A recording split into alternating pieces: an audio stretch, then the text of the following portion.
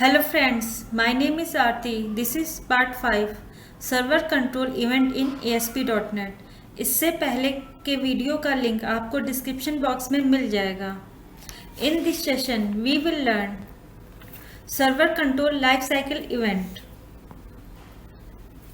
Control life cycle of ASP.NET web page. जैसा कि पिछले वीडियो में हमने डिस्कस किया था, वेब एप्लीकेशन को जब हम रन कराते हैं तो अलग अलग इवेंट्स की प्रोसेसिंग चलती है। ASP.NET लाइफ साइकिल के 3 टाइप्स होते हैं: application level event, page level events, control level event. जिसमें कि application event and page level event क्या होते हैं उसको हम अपने पिछले वीडियो में डिस्कस कर चुके हैं। तो इस वीडियो को देखने से पहले आप मेरा पिछला video part 3 application level event and part 4 page level event ज़रूर देखें, जिससे आपको ये वीडियो और अच्छे से समझ आएगा। उसका लिंक आपको डिस्क्रिप्शन बॉक्स में मिल जाएगा। इस वीडियो में हम डिस्कस करने जा रहे हैं third level, that is control level event. कौन से होते हैं? ASP.NET Server control such as text box, button and drop-down list has their own events. For example, button has a click event, text box has a text change event and drop-down list has a selected index change event. सबसे पहले we should know server control are। अगर आप visual studio open करेंगे, open visual studio, ये कई सारे control आपको दिख रहे हैं। ये सब आपके सर्वर कंट्रोल हैं, like text box, button, drop down list, radio button list, जिसको आप डायरेक्टली ड्रैग एंड ड्रॉप कर सकते हैं। जैसे मुझे बटन अपने फॉर्म पे चाहिए तो मैंने इसको सिंपली ड्रैग एंड ड्रॉप कर दिया, ये बटन आपके फॉर्म पे आ गया है। सर्वर कंट्रोल्स मीन्स जो कंट्रोल सर्वर साइड पे एग्जीक्यूट होते हैं। कुछ कंट्रोल ऐसे भी हैं जो क्लाइंट साइड पे एग्जीक्यूट होते हैं, पर मैक्सिमम कंट्रोल सर्वर साइड पे एग्जीक्यूट होते हैं।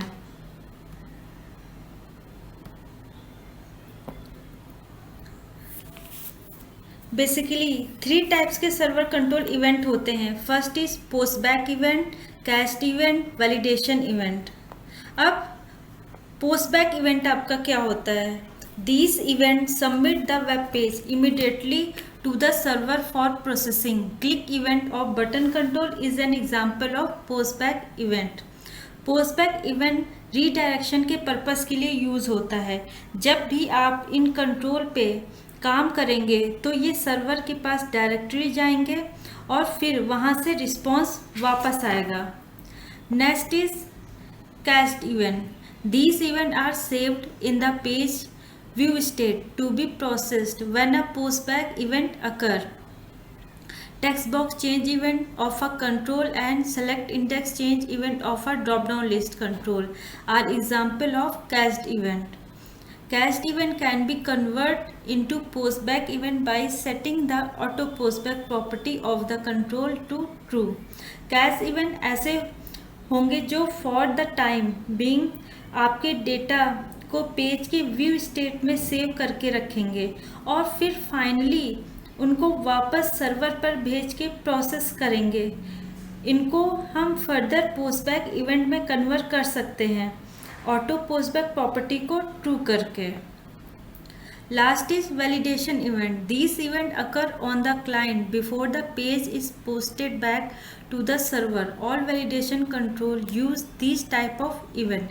Validation event वो events हैं जिसमें हम किसी तरह के वैलिडेशन यूज़ कर सकते हैं। जैसे टेक्स्ट बॉक्स है, उसमें डेटा पुट करना कंपलसरी है और यूज़र उसमें डेटा एंटर करना भूल जाता है। इसके थ्रू आप पहले ही उसको रोक सकते हैं। इस केस में पोस्टबैक पहले नहीं होगा, वैलिडेशन पहले होगा।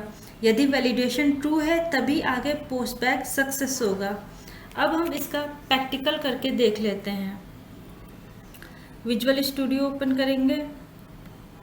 ये हमने एक बटन को ड्रैग एंड ड्रॉप कर लिया है। सबसे पहले हम देखने जा रहे हैं पोस्टबैक इवेंट। अब बटन की क्लिक इवेंट पे हमें काम करना है। आप बटन पे ही डबल क्लिक करेंगे तो आपके सामने यहाँ पे ये आ गया आपके पास बटन की क्लिक इवेंट। यहाँ पे सिंपल हम एक मैसेज प्रिंट करा के देख लेते हैं। हमने यहाँ लिख दिया response dot right button click.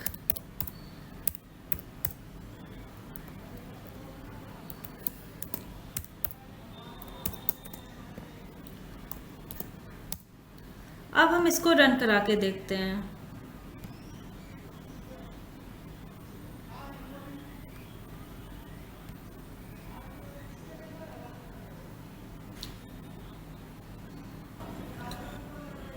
ये आपका रन होके आ गया। ये आपके पास बटन है। जैसे ही हम इसको क्लिक करेंगे ये पोस्ट बैक होगा।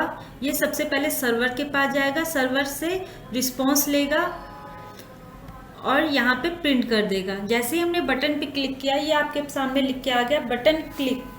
मतलब जो भी हमने बटन की क्लिक इवेंट पे जो भी हमने कोड लिखा था वो आपके सामने एग्जीक्यूट होके आ गया है। अब हम देख लेते हैं, नेक्स्ट था हमारा कैच्ड इवेंट। यहाँ पे हम एक टेक्स्ट बॉक्स ले लेते हैं। ये है, यहाँ पे आप ये टेक्स्ट बॉक्स हो गया। टेक्स्ट बॉक्स की चेंज इवेंट पे अगर हमें काम करना है तो टेक्स्ट बॉक्स पे ही डबल क्लिक कर दीजिए। ये इसकी चेंज इवेंट आ गई। यहाँ पे सिंपली हम टाइप करा लेते हैं, जो भी हम टेक्स्ट बॉक्स में लिखेंगे वो मैसेज हम वहाँ पे प्रिंट करा लेते हैं। तो response dot right text box 1 dot text.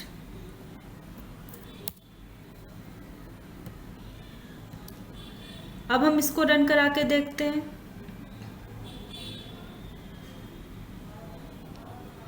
जब आपने पोस्ट बैक इवेंट देखा था तो उसमें क्या था कि जो भी हम बटन की क्लिक इवेंट पे लिख रहे हैं वो सबसे पहले सर्वर पे जाएगा, सर्वर से रिस्पॉन्स हमारे पास वापस आएगा, मतलब कि पोस्ट बैक कॉल होगा। और जो आपका कैच्ड इवेंट है इसमें जो भी डेटा होता है वो आपका कहाँ पे सेव होता है, व्यू स्टेट में। ये हमने हेलो लिखा लेकिन ये हमारा क्लाइंट साइट के ही व्यू स्टेट में वो डेटा हमारे पास सेव हो गया। वो डेटा हमारे पास प्रिंट होके नहीं आ रहा है। अगर ये डेटा आपका सर्वर साइट पे जाके और वो आपका डेटा आपकी स्क्रीन पे प्रिंट हो, उसके लिए आपको क्या करना होगा?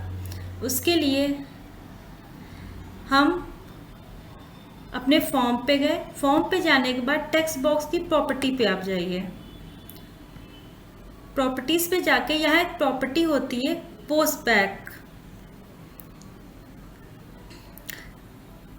ये आपके पास आ रही ऑटो पोस्ट बैक।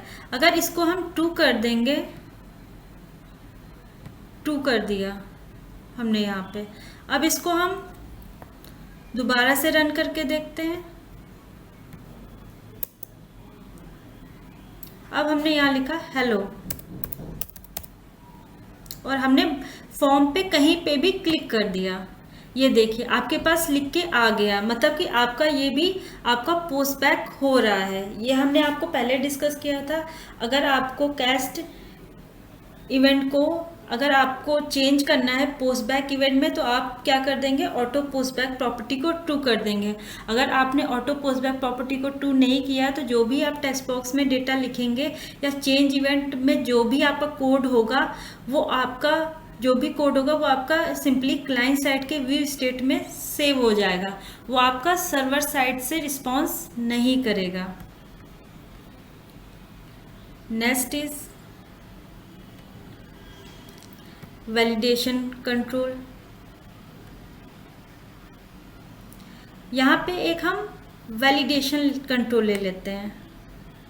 ये आपके वैलिडेशन कंट्रोल है। यहाँ से हमने ले लिया रिक्वायर्ड फील्ड वैलिडेटर। ये आपका आ गया।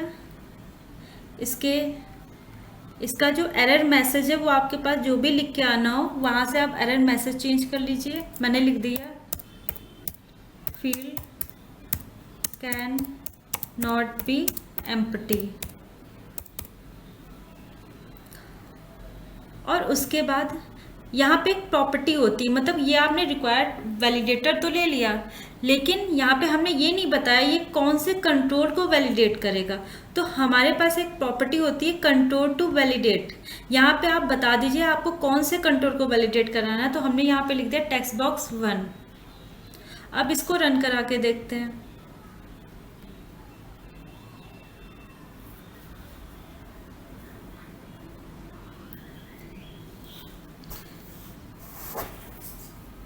अगर टेक्स्ट बॉक्स हमारा एम्प्टी रहेगा तो आपके पास कोई भी डेटा शो होके नहीं आएगा। वो क्लाइंट साइड पे ही आपसे बोल देगा कि इस फील्ड में कोई डेटा एंटर करिए। जैसे हम बटन पे क्लिक कर रहे हैं, ये देखिए आपके पास आ गया field can not be empty.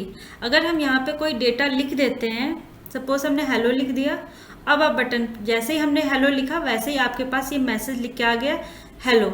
लेकिन अगर ये डेटा हम हटा देते हैं और अब हम ये क्लिक करते हैं बटन पे, तो क्या आ रहा है field can not be empty. मतलब वो आपको क्लाइंट साइड पे बता रहा है कि आपको ये फील्ड एम्प्टी नहीं छोड़नी। ये आपका वैलिडेशन इवेंट है।